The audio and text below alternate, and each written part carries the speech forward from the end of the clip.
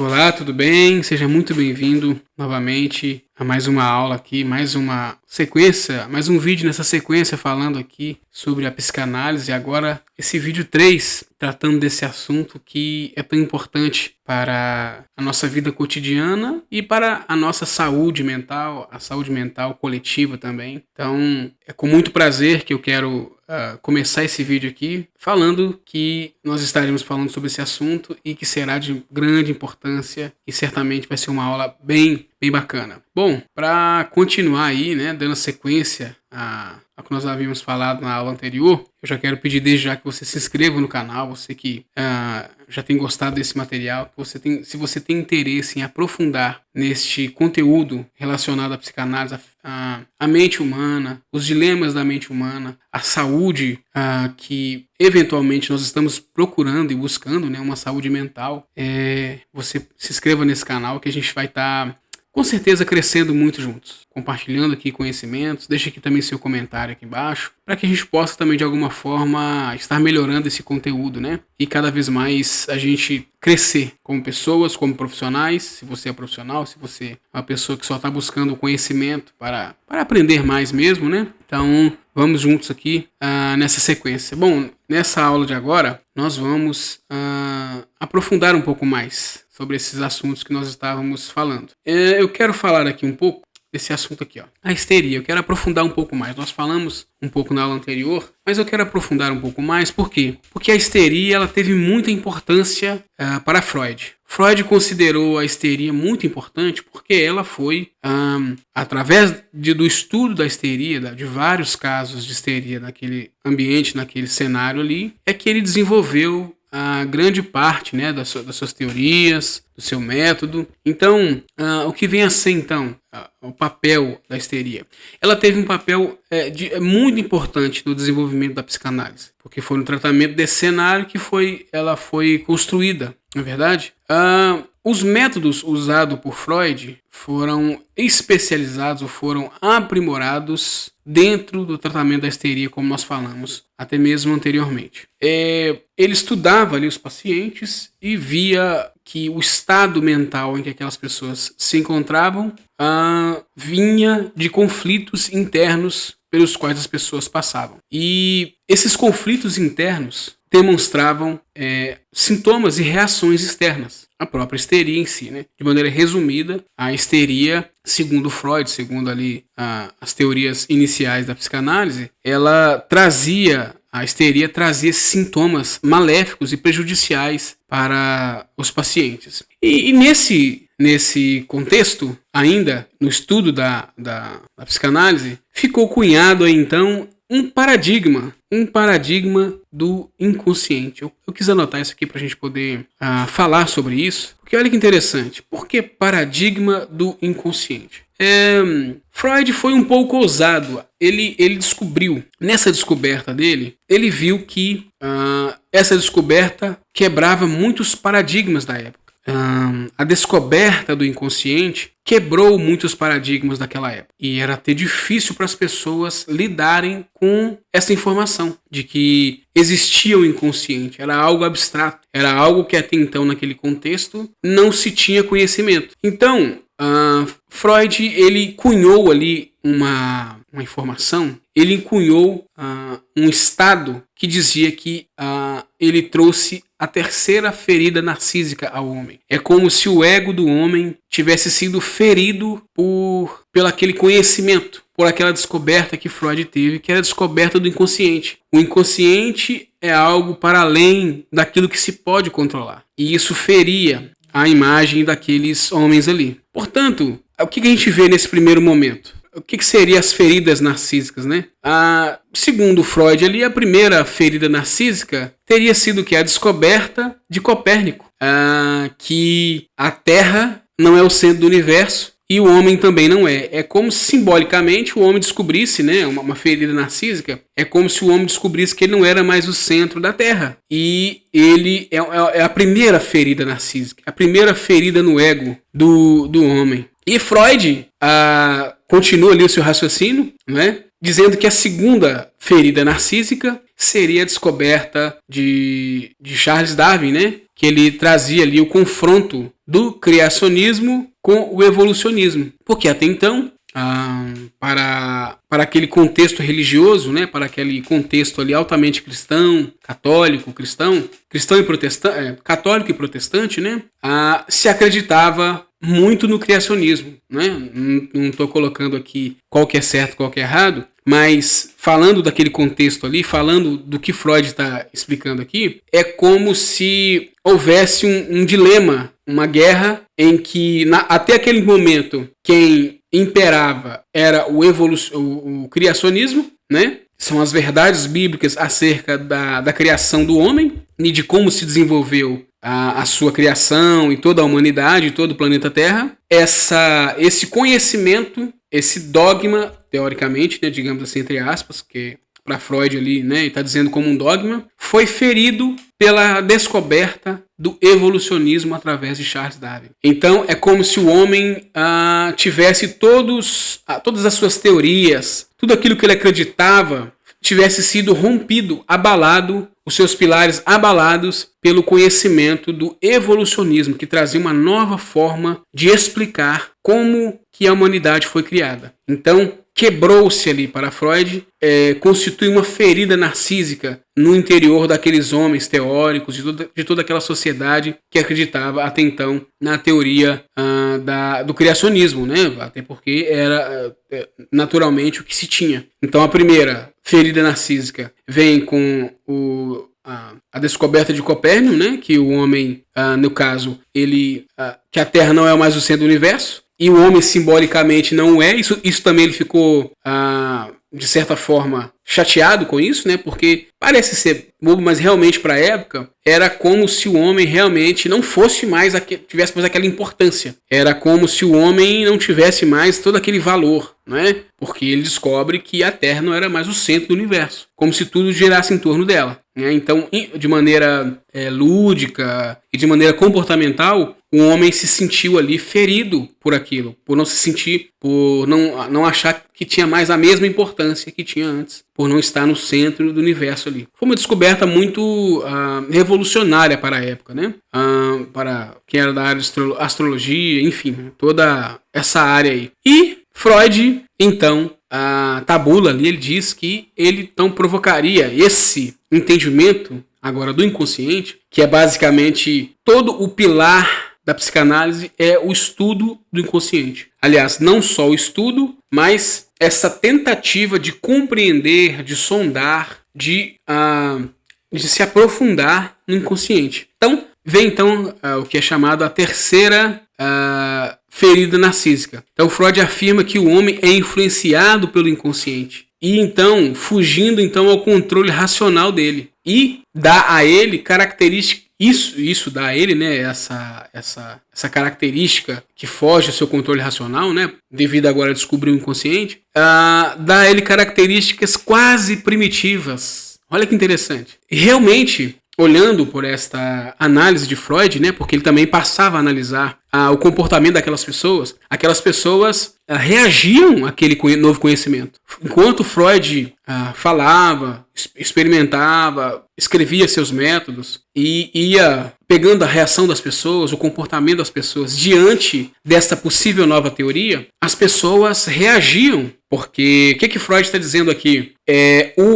A descoberta do inconsciente revela uma fragilidade na personalidade do homem. É como se o homem tivesse dentro de si possibilidades ou potencializações ou uma predisposição que ele não tem controle sobre ela. Porque o que é o inconsciente? É um oceano de questões que nós carregamos dentro de nós e que nos influencia a todo momento, e nós não temos controle sobre ele. E o texto diz isso. Então, o que o texto está dizendo? Que essa terceira ferida narcísica, segundo Freud, essa terceira ferida, primeiro aquelas duas, e essa vinha como uma terceira na história, ela afirma isso, que o homem é influenciado por um inconsciente, onde o homem foge ao controle racional. Ele não tem mais aquele controle, ou seja, aquele controle nosso que é racional, que a gente olha para as coisas e diz assim, não, eu decido, eu escolho, eu faço, eu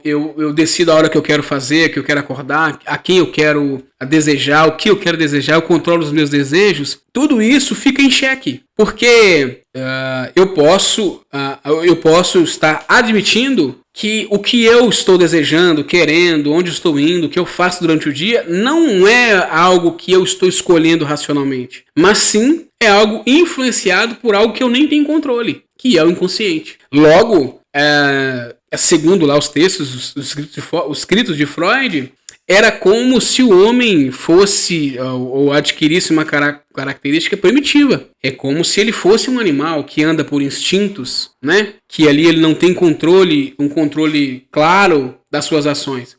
Então isso foi visto como uma ferida narcísica. Freud percebeu que as pessoas receberam isso como uma ferida do seu ego, de que eles não tinham o total controle sobre aquilo que eles desejavam, queriam e processavam no seu dia a dia. Logo, isso traz pra gente uma ideia de como foi difícil naquela época Freud inserir essas ideias. Esse começa a ser um grande tabu para Freud iniciar ali os seus estudos e iniciar e trazer essa nova teoria, assim como também dentro desse contexto, desse cenário, um cenário muito religioso também, como nós falamos, tão religioso que ele foi também teve uma fragilidade quando trouxe o evolucionismo confrontando o criacionismo. Então, um ambiente muito difícil, muito hostil para novas teorias. E essa teoria do inconsciente foi muito difícil. Era muito revolucionário. Era muito questionador do status quo daquela sociedade. Dizer que o inconsciente, ou dizer que nós éramos controlados por algo que nós não temos nem ciência de que ele existe, de onde ele está.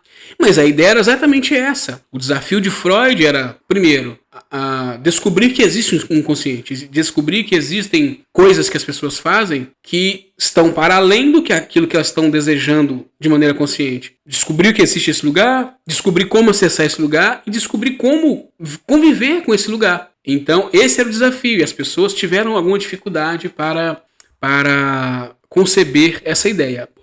Então, além desse paradigma, nessa época, teve um outro paradigma que também foi muito, muito, muito forte. E nós vamos aqui para a tela que a gente vai ver qual que é. Olha só. Esse aqui, o tabu sexual. Então, desafiando aqui o tabu sexual. Ou seja, tivemos aí o tabu do inconsciente. Freud enfrentou muitos tabus na época. Alguns mais significativos. Esses talvez tenham sido os mais significativos, os mais difíceis de serem ensinados, de trazer o conceito. Como um teórico, Freud não quer ser o dono da verdade, mas ele quer trazer a discussão, a reflexão. Ele quer mostrar que essas teorias vêm de experimentações. A gente precisa entender que Freud era um neurologista, que era alguém que estudava a mente humana a partir da sua fisiologia também. Ele dissecava cérebros, então ele tinha toda uma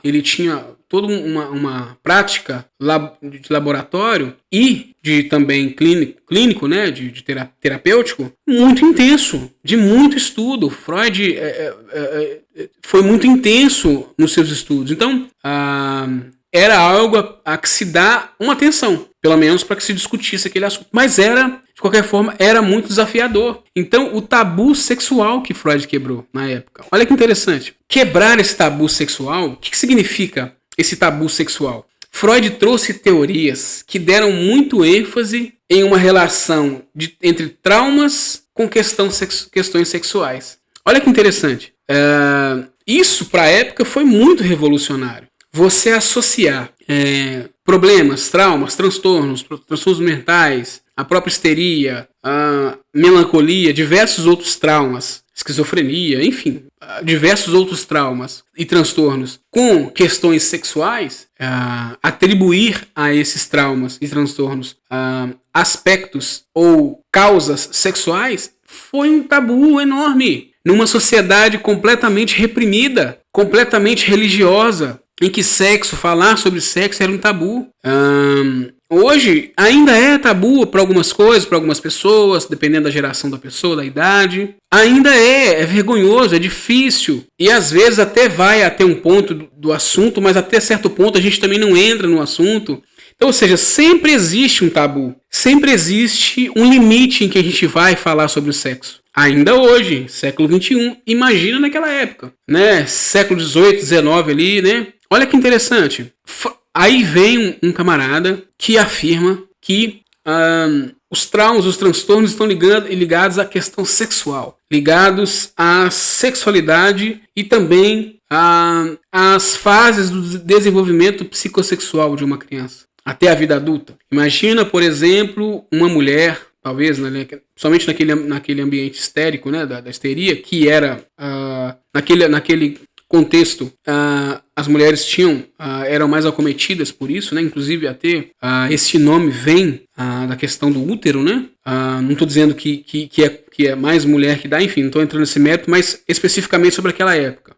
Digamos que chegue uma mulher com histeria, com um quadro de transtorno e tudo mais, e Freud vai olhar e vai dizer assim, olha, as causas da sua histeria, enfim, fazendo aqui uma análise com você, depois de uma conversa, depois de terapias, de sessões, as possíveis causas da sua histeria têm uma relação sexual, seja do presente ou lá do início da vida fetal até, porque segundo a teoria de Freud, nós vamos ver mais à frente, o ser humano vai passar por fases do desenvolvimento. Então imagina atribuir a causa do transtorno daquela pessoa, daquele paciente, esse motivo. São questões sexuais, são repressões sexuais. Então é um desafio muito grande para aquela época. Foi um tabu enorme Freud trazer isso. Primeiro foi um tabu para ele descobrir isso, porque ele chegar a essas conclusões já era complicado. Para ele passar isso para frente era pior ainda. Aliás, nem o seu parceiro conseguiu acessar e dar abertura para essas teorias de Freud. Nesse momento, inclusive, foi que ele se desentende com Jean Charcot, e tendo sido esse o principal motivo, porque eles se alinhavam em muita coisa, né, nos métodos, nas descobertas, mas quando chegou nessa questão sexual que Freud atribuía, né, ele via claramente, e a toda a psicanálise ela atribui muito, né, os traumas, as questões, ele dá muita importância no desenvolvimento psicossexual de uma pessoa, ligando vários problemas a problema nessas fases desse desenvolvimento. Ou seja, Freud deu muita importância a isso. Ele associou muitos problemas ao fato da pessoa não ter tido um bom desenvolvimento psicossexual. Isso foi muito complicado na época. Freud enfrentou esse desafio com Jean Charcot, não abriu mão dessa teoria, não abriu mão desse princípio, não abriu mão desse viés, e mais pra frente ele foi provando por teorias, né? E para quem usa psicanálise e acredita, enfim, de alguma forma quer estudá-la, precisa conceber essa teoria de Freud e essa associação sobre a questão da sexualidade. Então, a partir disso, o que ele tem a fazer? É de se debruçar cada vez mais nos estudos e testes também, para delimitar essa relação. Ou seja, para realmente falar assim, puxa vida, e aí, tem relação mesmo entre a sexualidade, o desenvolvimento psicossexual de uma criança até a vida adulta, tem relação com os traumas mesmo? Ou, melhor, os traumas, transtornos, males da mente, doenças mentais, podem ter origem numa má formação sexual? E aí Freud vai desenvolvendo e, digamos assim, desembolando cada vez mais essa teoria e, certamente, para quem já conhece um pouco aí da psicanálise, já sabe que sim, que é muito relevante. Nós vamos falar muito sobre isso. Esse é um assunto muito denso, muito importante de ser falado. Então nós vamos falando cada vez mais sobre isso aqui e aprofundando mais nesse assunto. Mas por enquanto é isso. São esses, digamos aí, né, dilemas, paradigmas que Freud enfrentou naquela época, que são importantes de mencionar. Esse pano de fundo, né, histórico, né? o quanto ele foi revolucionário e disruptivo para aquela época. Freud foi um desbravador, inclusive abrindo caminho para várias outras teorias, para vários outros olhares sobre o ser humano, né? Olhares que até então foram reprimidos. E, aliás, a psicanálise, ela é sobre repressão, né? Ela é sobre esse estudo de repressões, seja sexuais, seja até outras repressões também. E foi muito importante, por isso que é muito interessante a psicanálise, porque ela abre muito o olhar clínico. Ela abre esse olhar do ser humano, dos especialistas, né, que estudam a mente humana, para outros focos, para outros pontos que antes talvez não tivessem sido vistos. Ou até tinham sido vistos, mas não de maneira tão clínica, de maneira tão testada ali em laboratório, em consultório, que veio até a trazer grandes, digamos assim, grandes estudos e benefícios para quem atua na saúde, né? Então é isso. Essa foi a aula de hoje. Espero que você tenha gostado. Deixa aqui o seu like, se inscreva no canal. A gente vai estar cada vez mais criando mais conteúdo, essa série de aulas falando sobre psicanálise, do início ao fim, não é verdade? Enfim, deixa aqui o seu like, deixa aqui algum comentário sobre algum tema, sobre algum assunto que nós foi falado aqui, enfim, para que a gente possa ir criando essa comunidade aí, esse senso de comunidade, e trocando também informações, compartilhando conhecimento, tá bem? Um grande abraço, até a próxima.